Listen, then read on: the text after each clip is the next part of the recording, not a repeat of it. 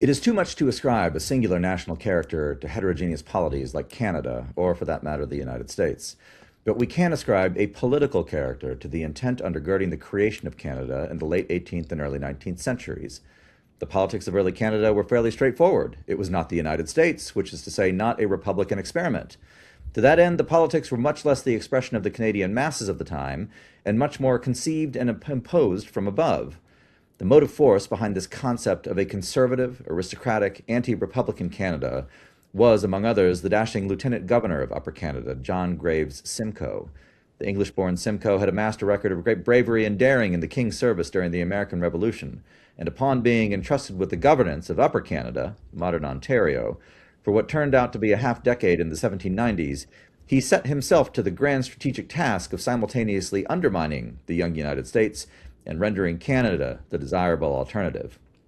He could not conquer independent America.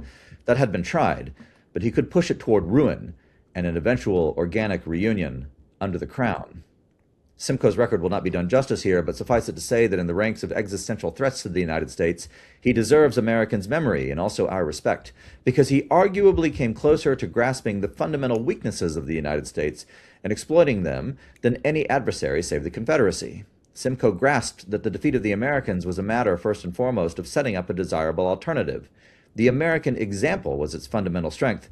It's hard to counter the appeal of ruling yourself, especially when you're offering the alternative of rule by a lord of dubious quality. And so Simcoe smartly avoided contesting its premise. His approach was to argue by counterexample that the outcome of the premise was inferior to the alternatives. He would do this through superior material outcomes that would hopefully supersede the inferior political appeal of reduced self-rule. We ought to defend Simcoe in his understanding of republicanism's inevitable trajectory. We have forgotten the real radicalism of the American proposition in the context of the 18th and 19th centuries, which was that a republican system would both work and endure. It was, in the Western context, a minority belief, and with reason. The Republican record throughout recorded history prior to the United States was exceptionally poor. Republicanism functioned within small confines, Italian cities, Swiss valleys, and outside of them quickly slid into ruin through internal contradiction. The Roman and Polish examples were sufficient testimony. Republicanism was furthermore, by reason of its empowerment of the masses, a gateway to radicalism. John Graves Simcoe would have been well aware of the English Revolution of the preceding century in this respect, and of course he had the contemporaneous example of revolutionary France. If Simcoe believed that he was saving the peoples of the Americas from a dangerous and doomed experiment in the United States, Simcoe, one of Canada's founding fathers, had the weight of fact and history on his side.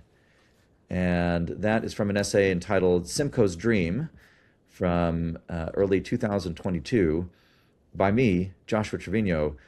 This is the Western Front. Hi, everyone, and welcome to the Western Front. My name is Melissa Ford Maldonado. I am the director of the Western Hemisphere Initiative here at the America First Policy Institute, and I am joined by Joshua Trevino, who is the senior advisor to the president here at the America First Policy Institute, and he is also a senior fellow for our Western Hemisphere Initiative. So welcome, Josh, and not only welcome to Western Front, but welcome back to the U.S. We know you just got back from Canada yesterday, which is what makes this passage that you just read so relevant. You were in Toronto addressing the Canadian Forces College, and I am pretty certain we've never discussed Canada on the Western Front before, but it's obviously a very important part of our hemisphere. So I'd love for you to tell us a little bit about what you learned while you were there, and also explain the passage to us. Yeah, no, thank you very much. And it's good to be back. It's good to see you, Melissa, to be back on the Western Front. It's been a while since we've done an episode, so we're overdue. Yeah. You're right. We not only have we not discussed Canada on the show, but we in the policy sphere tend to not discuss Canada much at all, and that's a mistake. And it's a mistake that I'll point the finger at myself first and foremost. When we think of Western Hemisphere, we think of Latin America. We think of the challenges of the Western Hemisphere. We think of Latin America. We might think of the Arctic from time to time. But Canada as a major pillar of Western Hemispheric strategy from the U.S. side, and Canada as a major set of challenges, I think is badly understated. And my very brief experience at Canadian Forces College this week in Toronto really illuminated the extent, for me, to which all that needs to change. And I think it's fair to say, and you and I have talked about this in the past 48 hours, but I am resolved to make Canada a major pillar of our work moving forward. And I suppose it's worth, I mean, you're the host, Melissa, so we can take this wherever you want, but it might be worth talking a little bit about why that is, why it is that the Yes, United we States would love and to hear Americans in that. general don't think about Canada as much as they should. A lot of it is a function of Canadian success. We can't do justice to the history of the entire U.S.-Canada relationship here, but I think it's worth pointing out the aftermath of both John Graves Simcoe in the 18th century, and then the U.S.-Canadian relationship leading up and through the War of 1812. Because what happens after that is extremely interesting. When the Treaty of Paris ends the American Revolution in 1783, formally ends it. It had been de facto over since 1781 after Yorktown. British North America survives. It survives in Canada, and it survives with what is called Upper and Lower Canada, which is essentially concurrent with modern day Ontario and Quebec. And there's what's now the maritime provinces, of course, out east, down on and below this gigantic mouth of the St. Lawrence River, which weren't really necessarily considered part of the Canadian system, although they were considered part of British North America. But you have this almost half century in which this remnant of crown rule becomes a new locus of crown rule, and as in the passage that I read, ends up being set up as a counterexample to the United States itself. And one of the pieces that I've referred to several times in various public events that gets set forth in a book by Alan Taylor called The Civil War of 1812, which is an outstanding book, really strongly recommended to those listening to the podcast. And he talks about a Hessian fly infestation, not Hessian soldiers, a Hessian fly infestation that actually devastates production in New York and Canada both. And what he sets forth is that in the United States, the only charity available is private charity, and so people are really left on their own. And so when they're devastated by the Hessian fly, which is an incredible pestilence, the state leaves the citizen to the hand of fate and to their own devices. In Canada, on the other hand, the Crown provides relief.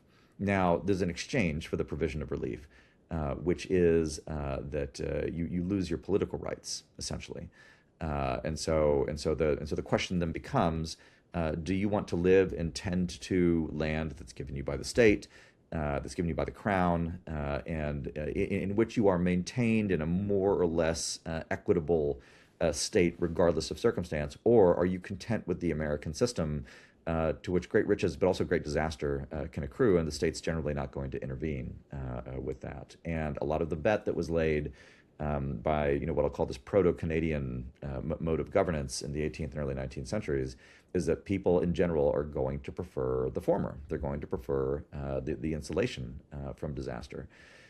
And now, from a grand historical perspective, that turns out not to be true necessarily, although we should put an asterisk on it, because I think a lot of the development of social democracy and progressivism in the, starting in the early 20th century attests to sort of longer-term strategic appeal of what the Canadians put forth, maybe 150 years too early for them to succeed with it. But what ends up happening is that the U.S. what becomes the U.S. Canada frontier. We should speak carefully of Canada before 1867 and Confederation. But what becomes the U.S. Canada frontier is a site of war, and it is the British and these early Canadians who are funding Indian armies, for example, in the Ohio River Valley, and providing sustenance to a lot of the armed resistance to American westward expansion, including in lands that were accorded to the United States with the 1783 Treaty of Paris. So you get St. Clair's defeat, which I believe is in 1791. Somebody can double check me on that. 1791, which is arguably one of the most significant defeats ever suffered by any United States Army. Indian forces in the Ohio River Valley absolutely wipe out an entire American army. Which would have been impossible, again, without British sustenance and support. Open warfare between the two polities returns, 1812 to 1815.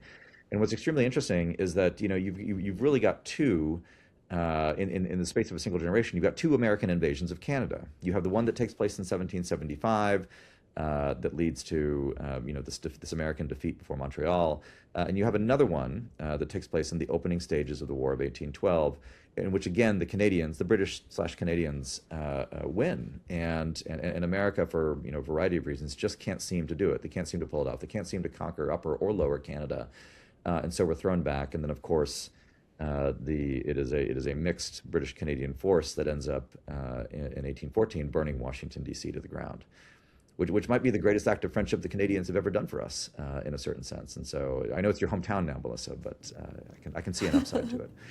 But what's interesting after the war ends, so the war ends with the Peace of Ghent in 1815, and it's not long after starting 1820-ish, and this is concurrent with a lot of American expansion into Spanish-held territories in Florida, for example, is that the Americans and the British start talking to each other very seriously about what they intend to be a permanent settlement of the North American frontier. And what this ends up being, I'm going to skip over a lot of diplomatic history here, starting in the 1820s, is that Canada and the United States have an entirely peaceful and effectively unguarded border between them, a condition which continues to this day.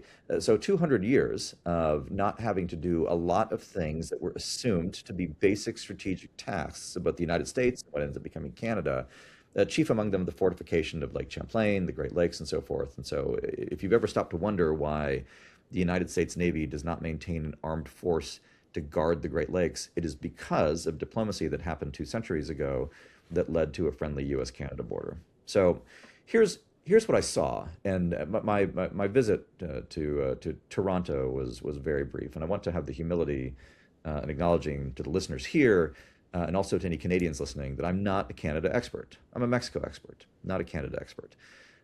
So I see parallels through that particular lens. But I come back. I had this very gracious invitation extended to me, as you mentioned, Melissa, by the Canadian Forces College, which is kind of a war college equivalent for Canadian forces. And so the audience I spoke to, there might have been 100 people in the auditorium, but it was an audience of O4s and O5s for the most part, mostly from Canada. I think there was a small contingent of foreign, kind of third country nationals. A couple of Americans there, a couple of Mexicans there who I got to meet. And by the way, as an aside, I got to express my appreciation to one of the Mexican CEMAR officers for the sacrifices of his colleagues in the past week in Mexico, which I think was well received. Yes. And well deserved. We'll talk about that next. Yeah, we will talk about that next, for sure. But I came away with an impression, which I'm looking forward to exploring more as time goes by, that the stuff of the Canadian Armed Forces is quite strong, but it has been seriously undermined at the organizational level by the Canadian political consensus, which has drifted for quite a while on the assumption that America would provide security and also provide economic vitality to Canada. So Canada has kind of the ability to go off and conduct these fairly radical social experiments in a lot of different directions. In Canada, there's a lot of this Laurentian elite that effectively runs Canada, that has taken Canada to an extraordinarily left-wing, what they will openly describe as a post-national direction. And so I'm very concerned. I'm concerned with what I see in that, because of course Canada fundamentally, like the United States, rests upon an Anglo-American political tradition. Now, they're not Republican in the way that we are. They are still a monarchical system. But the convergence of stated values and ways of life between Canada and the United States are pretty extraordinary, to the point that you'll almost always know if you're talking to a Mexican. You might not know if you're talking to a Canadian. They look just like us, and so there's a lot of interchange between the two countries, which is good. But when you think about, we can go in depth on any of these, and we'll do future shows on it. We'll produce future research on it, most importantly. When you think about communist Chinese penetration of Canadian civics, when you think about the current Canadian Prime Minister's establishment of what he calls a strategic partnership between Canada and the PRC, which is completely insane, by the way. When you think about the very real strain of Canadian anti-Americanism, which is not reciprocated by any American sentiment toward Canada. I think most Americans feel quite positively toward Canada. that appears to motivate a lot of the politics in Canada. And then when you see the extent to which Canada has allowed itself through bad immigration policy and inattention to security to become a playground for extra hemispheric players, much in the same way that Mexico has. Now, with Mexico, it's the Russians and Chinese. With Canada, it's kind of the Chinese and Indians. I mean, there may be Russians there too, for all I know. And then combine it with, this is the last thing I'll say, Melissa, on this. Combine it with the underinvestment in security that is so severe that Canada is incapable of securing its own Arctic, incapable of securing its own maritime approaches.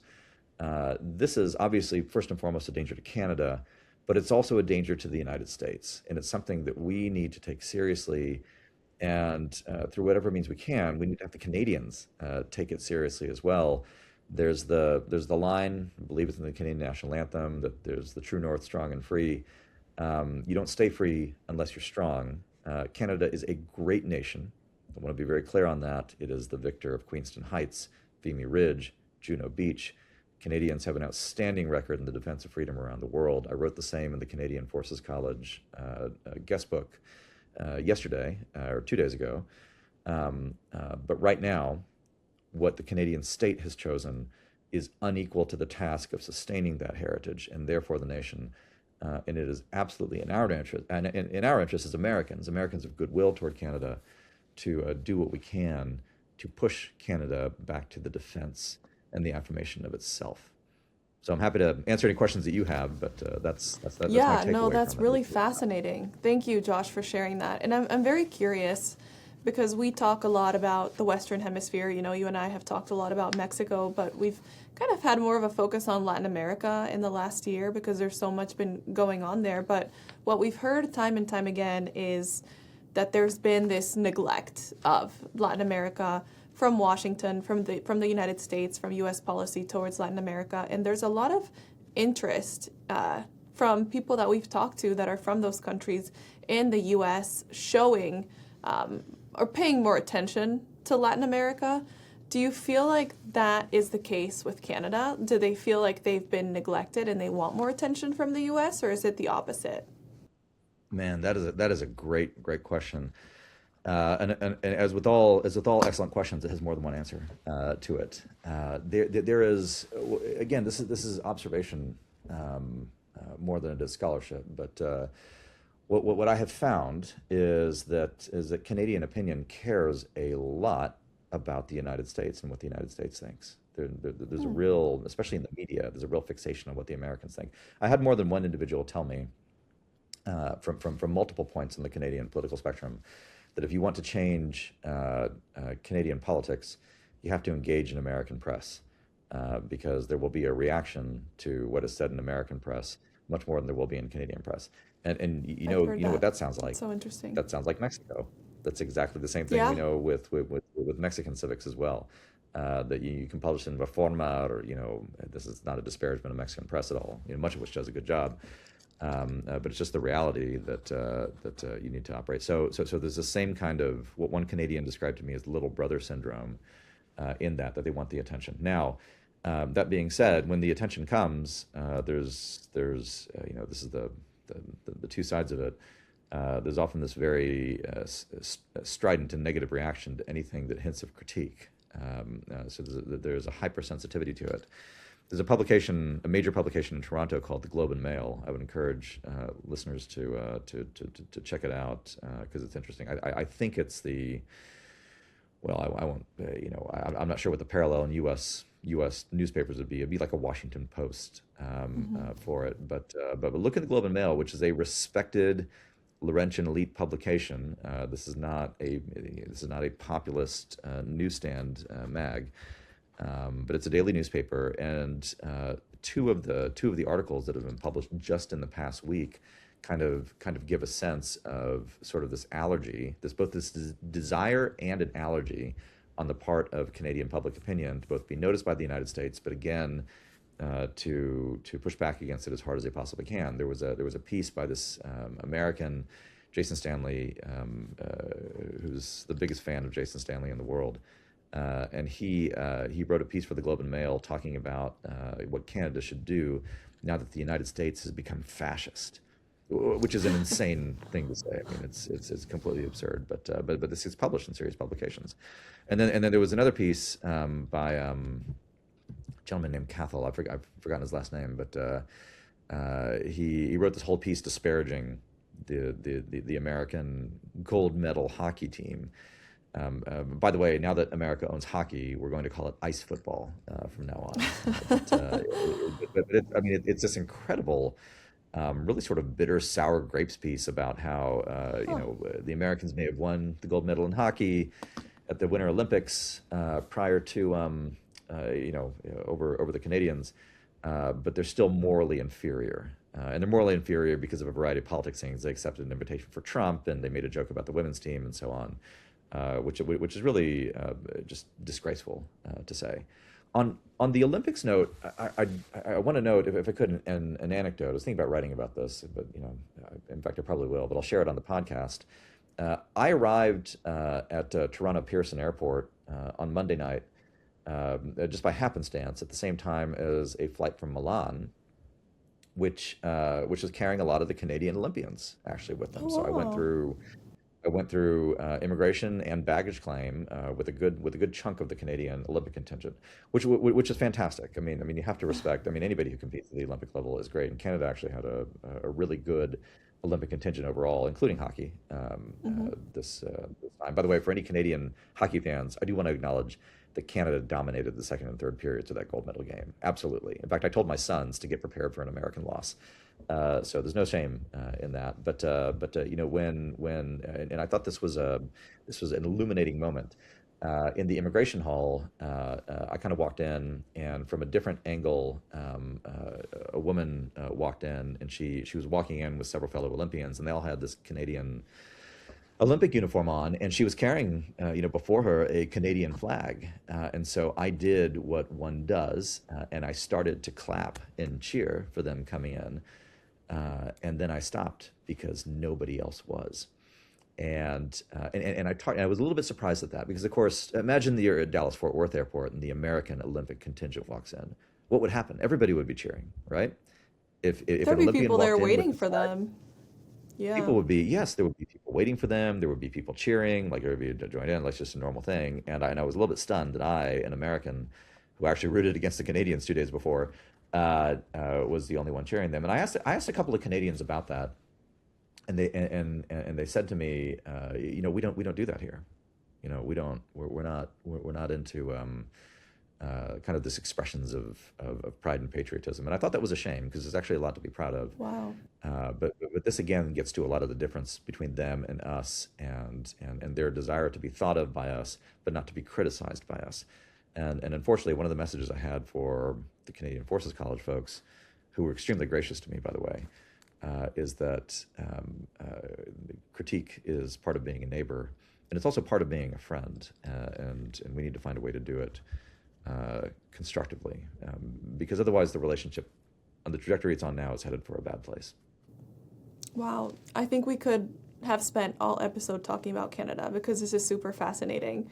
And thank you for We sharing will. that story. That really is sad to hear. But I can't help but think of a few parallels as you're talking about Canada and how similar that sounds to Mexico, which we talk about a lot, but they have a It does. desire to be thought of a lot by the United States as long as it's positive and as long as there are there's no criticism involved. So I can't help but think how interesting it is that both our southern neighbors and our northern neighbors have that same perspective when it comes to the U.S. And so Yeah. there's actually a lot of breaking news in Mexico right now. It's been a very crazy week. It was a crazy weekend. And I want us to get into that because there's a lot to dissect there, a lot more than the media is telling us. But as a lot of people have probably been seeing all over the news, all over social media, all over X, all over everywhere, on Sunday, Mexico, there began to be there was a massive wave of violence that started in Mexico on Sunday. We started seeing videos of things being burned in the middle of the street, of businesses being broken into and burnt down. It's something that we have seen before, actually, Josh, and I think something that we have probably talked about in our podcast before, back when we were doing Hard Country. But all of this violence in Mexico that took over, I think, at least 20 states in Mexico, specifically the states where the cartel Nueva Generación Jalisco operates. But this was all a result of their cartel leader being killed, the very famous El Mencho, who is also known as Nemesio Oseguera Cervantes, but he is one of the Western Hemisphere's most wanted men. And he was killed on Sunday after an effort from the Mexican military commandos to capture him, to arrest him. And there ended up being a firefight between his men and the military, and he was injured, and he died as he was being transported to get help in Mexico City. And so That's the story. Now... That's the story. Exactly. I'll start with that. But that's a story that we're seeing on the internet. And as we have seen before, there has been a lot of retaliation for this cartel leader being killed. His cartel operatives have taken to the streets. They, like I said, are burning down businesses. You can see these videos of just flames and smoke all over Puerto Vallarta, all over Guadalajara. And they've taken it a step further, too, because they've gone into some very touristy areas that are typically considered off limits. You know, places where I've vacationed before, where probably you and a lot of people listening to this have vacationed before, including airports. There's been reports of them throwing, like, nails and spikes onto the tarmac, and there's videos of people just running for cover at these airports. And so the State Department had to issue a statement basically ordering Americans that are in Mexico to shelter in place. That's how bad it's gotten. And it hasn't gotten all that much better in these past couple of days. But I wanted you to comment on this because, as we are saying, there is more to the story. The media is telling us that this has all resulted over just simply the military basically bravely doing their job to capture this cartel leader in what we can all assume is an effort to appease the United States, which has been putting pressure on them. But there is a little bit more to the story, and you talked about it in a recent piece that you published that is titled "The Truth About Mexico's Cartel Wars" in The Spectator. So can you give us a little bit more detail about what you say in that? Yeah, absolutely. It's clearly one of the biggest developments in Mexico and in the fight against cartels in Mexico in a decade. We can now close the door on abrazos no balazos, which was the previous AMLO era policy of effectively leaving the cartel bosses alone. Claudia Sheinbaum, without making it explicit, has absolutely ended her predecessor's security policy. And she's had it forced upon her. We should be 100% clear. This hasn't been done out of any sense of morality or conviction and governance. It's been done because the alternative was the Americans coming in and doing it ourselves. And so never doubt that we deserve credit for making this happen. Now, that being said, there are brave Mexican soldiers. This is also a change. I'm going to praise Sedena for a minute, which I almost never do. But there are brave Mexican soldiers who lost their lives, not just during the raid itself, but in the fighting and the aftermath, who died for their country. There's no other way to put it. And so they deserve, and I said this at Canadian Forces College, they deserve to be fully honored as the patriots that they are. And the sacrifice that they made, unfortunately, it won't be the last, but it sets an example for other Mexicans to stand up and do the right thing. But let's talk about what this is and it isn't. What it is, as I said, is an end of abrazos no balazos. It's an end to a lot of the easy accommodation of most major cartels in Mexico by the government. We should put an asterisk on it, though. It's not a strategic change. It's an operational change. Felipe Calderon, who was a hate object, president of Mexico from 2006 to 2012, and he is an absolute hate object on the Mexican left, last conservative president in Mexico. His security strategy is back. His security strategy is 100% back. Congratulations to President Calderon for being vindicated by history. You should never stop going after capturing and killing the narcos wherever you can. Good for him. But here's what's not happening, and this is why I don't think this is a strategic change. The Moreno regime still is not going after the politicians who make the state cartel synthesis possible. I've been saying this for over a year now, and I will say it again and again. And it's, God willing, it gets through to our U.S. Department of State, and it gets through to a variety of individuals, including in the Congress, who are pretending that this is a sea change now. It's not. You will not see things change in Mexico until politicians, not narcos, but politicians, suffer consequences and accountability for their partnership with the cartel.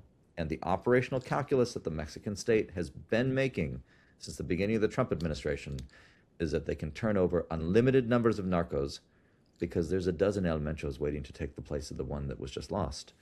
That they can turn that over, and that will satisfy the Americans so they can insulate the politicians who have brought Mexico to this state.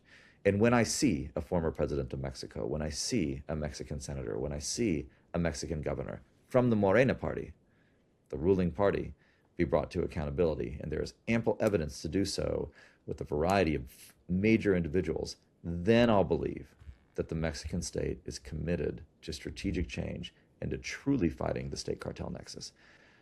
But even with the death of El Mencho, even with the chaos and violence that has engulfed Mexico over the past several days, we still haven't seen that. And we have to keep our eyes on the central thing. And we should not let them buy us off, even with a figure of the stature of El Mencho.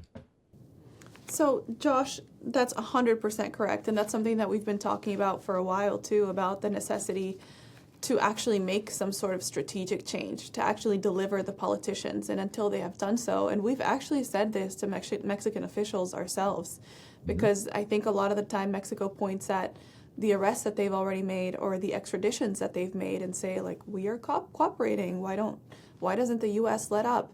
But we have talked about the necessity that we need a different type of cooperation, and it's one that has yet to be delivered, even now with the death of El Mencho. But I think there's another very interesting aspect, and you talked about it on your op-ed, to what happened on Sunday. And it might not just have been an effort to appease the United States or to get the U.S. off of their backs. There might have been a bit of a personal angle, if what we're hearing is true. And I think that that's something I would love for you to break down on here, because every person I've talked to has been shocked. And I don't think it's something that the media is portraying. Yeah. So the gentleman who is in charge of it's the Secretary of Security and Citizen Protection is how they put it in Mexico. So it would be there's not really an equivalent in American national governance, but it would be an intersection between Homeland Security and certain elements of the FBI in an American context. It's a gentleman, cabinet level. Named Omar, cabinet level, Position. absolutely, Yeah. direct presidential appointee. There's a gentleman named Omar García Harfuch. And now García Harfuch, who you and I have not met, although we're trying to do so, is extremely well respected. He's respected among Mexicans. He's respected on the U.S. side, and I could describe a lot of what I've been told from, especially from the State Department side, in the past year as in García Harfuch we trust, and there's a lot of talk to the effect that he will be the next president of Mexico. A lot of Mexican political analysis is Kremlinology. So you report rumor much more than you would in a lot of different contexts. But in this particular case, Omar García Harfuch actually was the chief of I was going to say chief of police. Anyway, he was in charge of security in Mexico City when current President Claudia Sheinbaum was the mayor of Mexico City. And in 2020, El Mencho tried to kill him, and the nature of the attempted assassination was quite shocking. Because, of course, as you and I know, Mexico City mostly exists under this Pacto de Narco, which means that you don't bring violence to the nice neighborhoods. You don't bring it to Roma Norte. You don't bring it to Polanco. You don't bring it to Lomas de Chapultepec, because that's where all the guys with money live and their families are there, and so you just don't do that. Which is one reason a political officer at the U.S. Embassy described Mexico City to me as a gilded lilies floating on a sea of blood. which I think is the best metaphor I've heard. Mexico City is great. You should go visit.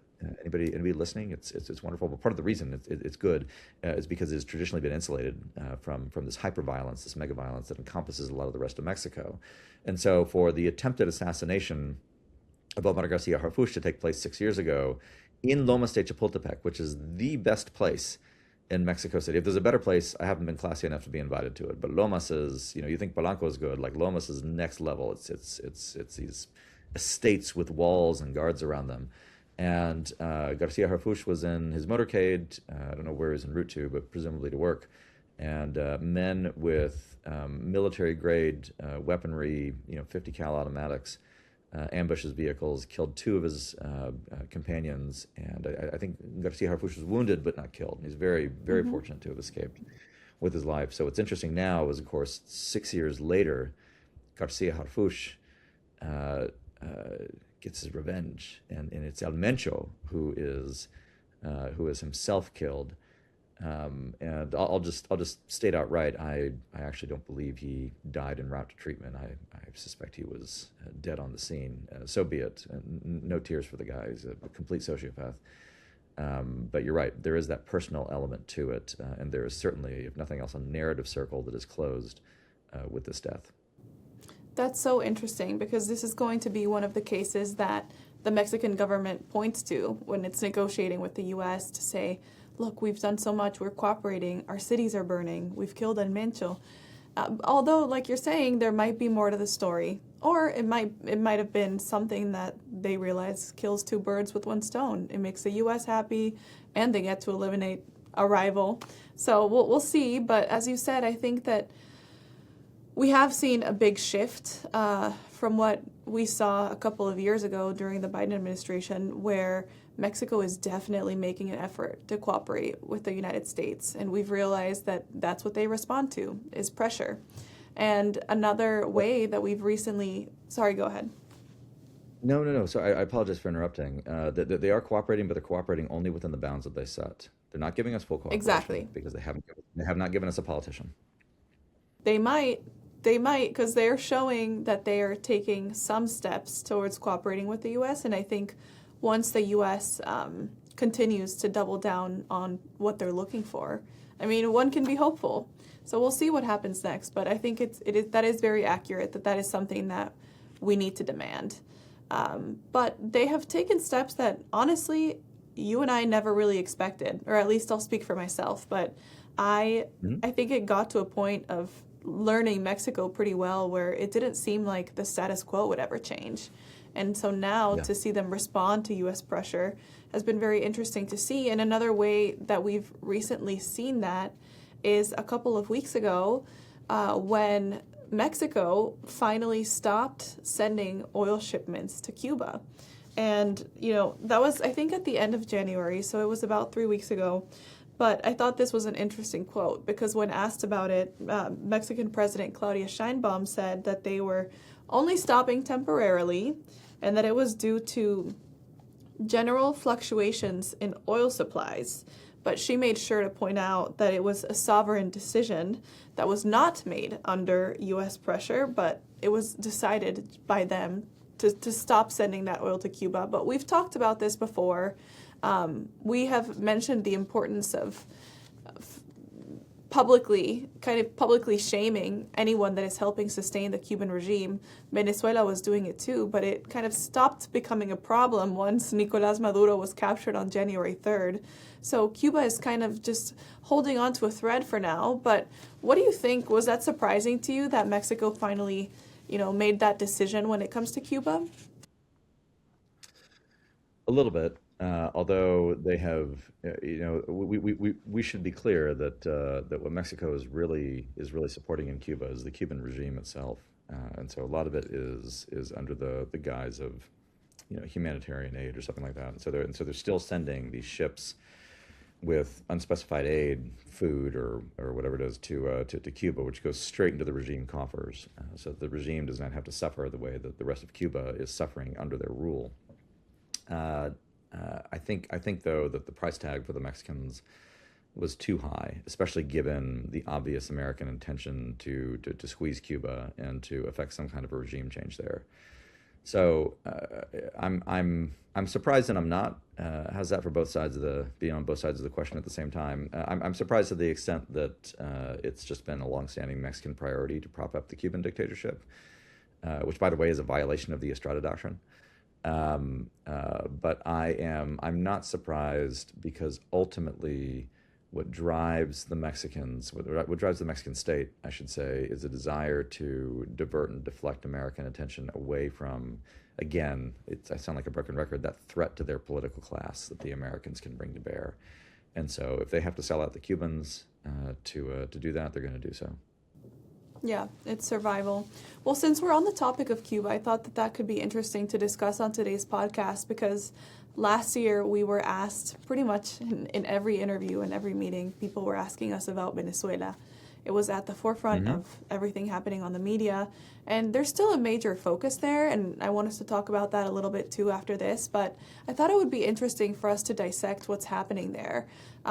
We know that there's been an effort by the Trump administration to kind of isolate Cuba and further like ramp up this effort to get a lot of countries that have been subsidizing it with oil to stop. And, you know, the president and the Secretary of State, Marco Rubio, have said that it might be something that kind of solves itself, in the sense that Cuba has for a very long time survived off of the help that it has received from other people, from other countries. At a certain point, it was the Soviet Union, then it was largely Venezuela, then it was countries like Mexico.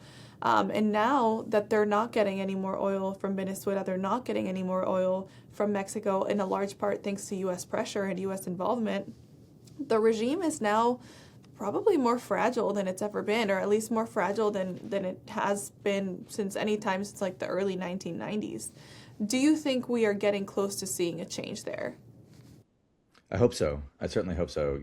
Cuba's been, in the Western Hemisphere, Cuba's been the head of the snake for generations at this point. And so I'm hoping that the pressure that we see is sustained and directed toward a particular end that really does not just accommodate the American interest in Cuba, although that certainly should be at the forefront of our thoughts, but also, out of empathy, bring some relief and liberty to the people of Cuba themselves. Nobody in the Western Hemisphere has suffered as much as the Cubans have under this incredibly callous and brutal regime.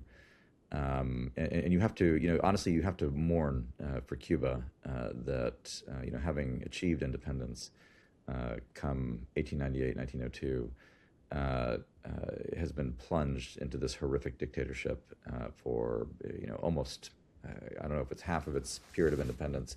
Actually, it is. Like, now that I think about it, most of independent Cuba's existence has been under this communist dictatorship, and it's time to turn a new page, for sure. And that'll be good not just for the people of Cuba. It'll be good for every country in which the Cuban regime intervenes. Mexico, Venezuela, obviously. You're from Bolivia. I mean, the Cubans have been present there. Che Guevara was killed there.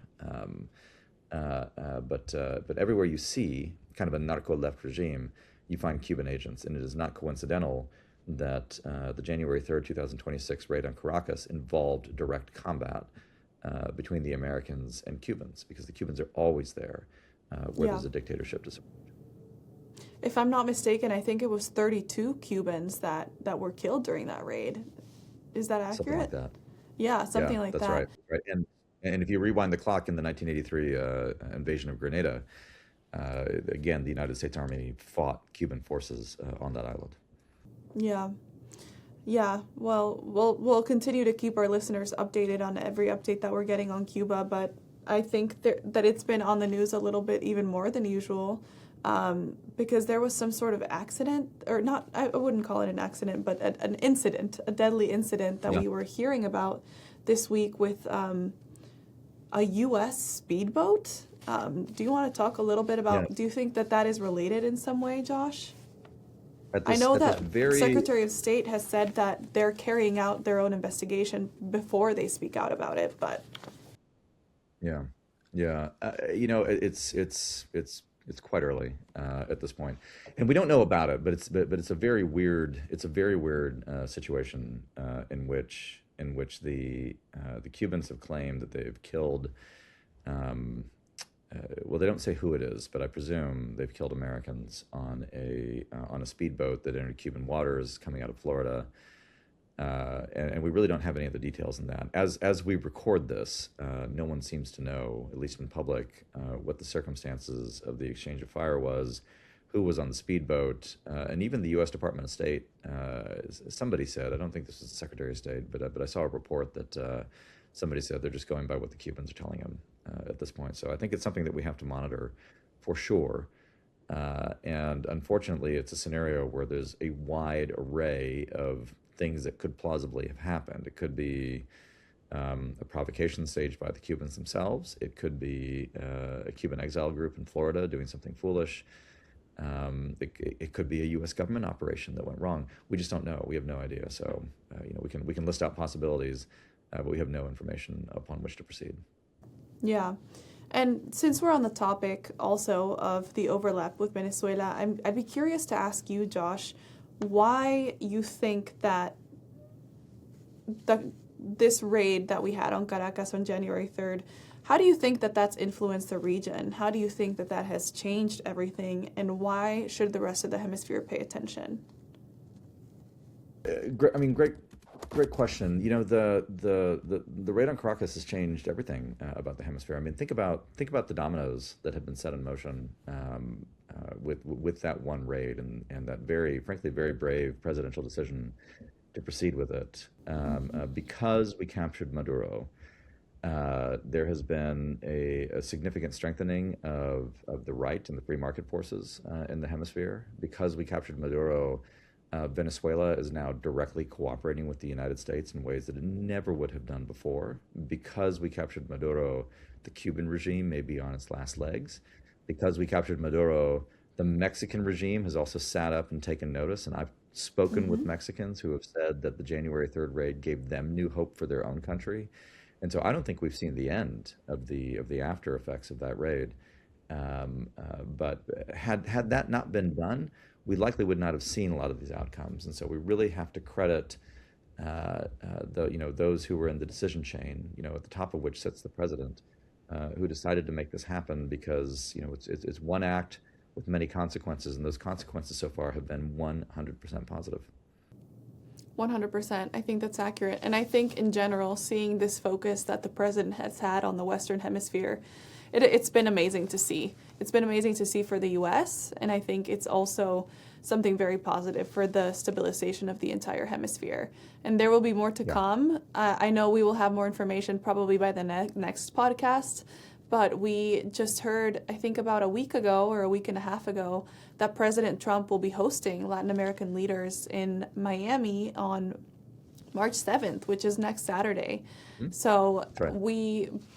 From what we know, there's not a lot that we know, but it seems to be focused on kind of deterring Chinese influence in the hemisphere, which we all know that has been a huge problem, and he is doing it in advance of his trip to China. The president has accepted an invitation from Xi Jinping to visit China, and has also extended an invitation in return for him to have a state visit here in the United States. So, do you think this is an effort to kind of assert his dominance over our hemisphere before he goes to China?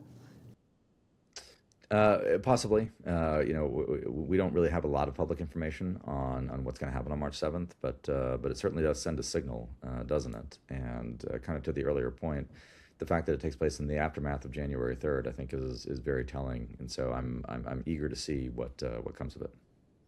Definitely. We will have more to share by the next episode, but that's all I have for today.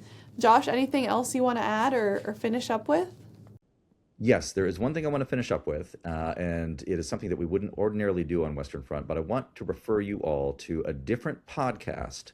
Go watch the Americano podcast that's put on by The Spectator. You can find it on YouTube. You can find it on any of your podcast apps, Spotify or otherwise, and look up the episode that our Melissa Ford right here, just did with Freddie Gray on the situation in Mexico.